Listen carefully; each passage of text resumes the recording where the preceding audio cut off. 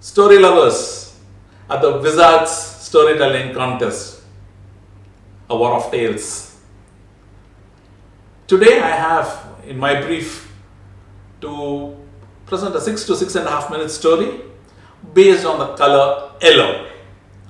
Now, yellow stands for various emotions such as positivity, happiness, of friendship, of loyalty, of enlightenment, and also it stands for the season spring. So I'll try to incorporate all these elements into my story and tell you this 6 to 6.5 minutes story. Okay, if you're all ready, let's go. He was my best friend. My other friends did not mind when I said to them that he was my best friend. In fact, all of them wanted to be his friends.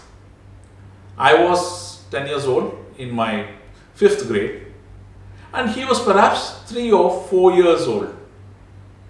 Nobody knew who his mother or father was. Nobody knew who had named him Rex. He was a well-built, well-behaved, and to top it all, a very affectionate street dog, a beagle.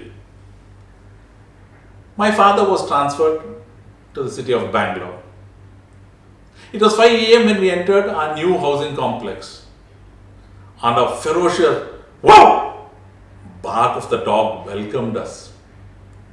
A beagle emerged in the pleasant spring morning and stood still, staring at us.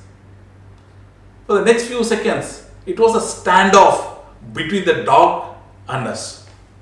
Identify yourself, friend or foe, the golden beagle seemed to be telling us. Relax, buddy, we are the new residents here, my father said. The dog retreated without further fuss, as if it had understood every word of my father. Dad was a dog lover, and perhaps that compassion in his voice and eyes convinced him. I did not feel like a stranger in my new house, even for a day.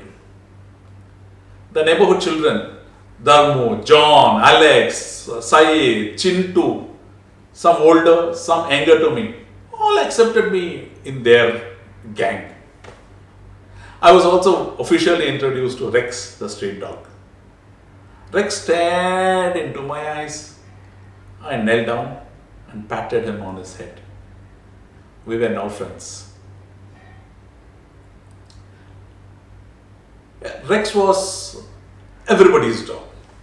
Sunday afternoons, I could hear people call out, Rex, Rex.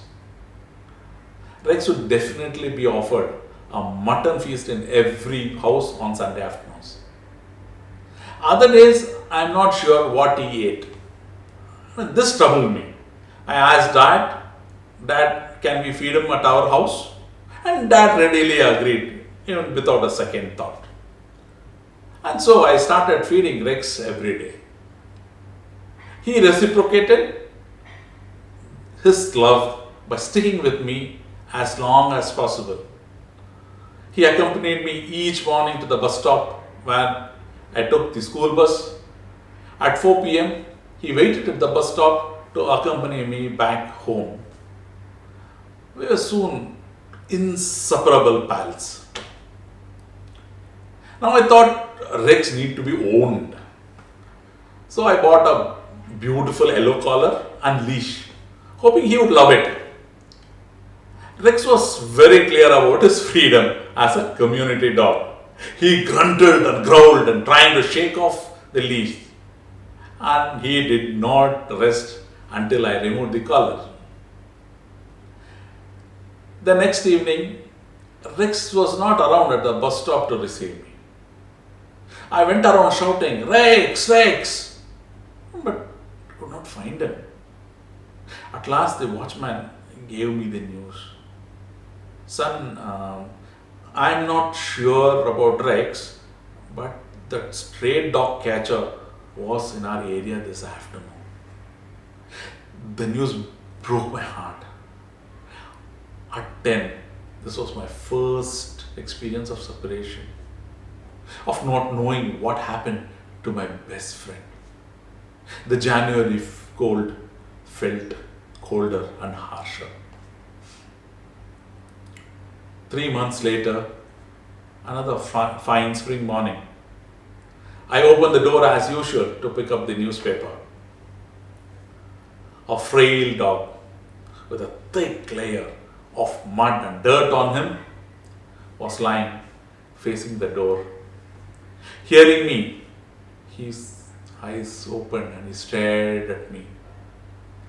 That look convinced me that he was indeed our Rex. I let out a scream of joy. Mom, Dad, look who is here. And all we kids, Dharmo, John, Alex, Syed, Chintu, all got together and gave Rex a nice wash. He had bruises, and Dad said we needed to take him to a vet. I brought out the yellow leash and collar. And this time, Rex did not protest. Contest chair.